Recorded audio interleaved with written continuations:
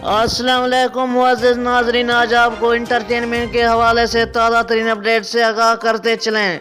Film की shooting के दौरान भारतीय अदाकारा प्रियंका चोपड़ा जख्मी हो गईं। मरूफ भारतीय अदाकारा प्रियंका चोपड़ा फिल्म सेटा दिल की शूटिंग के दौरान जख्मी हो गईं। मजीद अज़ा photo and sharing app Instagram पर उन्होंने जख्मी हालत में अपनी तस्वीर शेयर करते हुए मद्दाहों को परेशानी में कर दिया।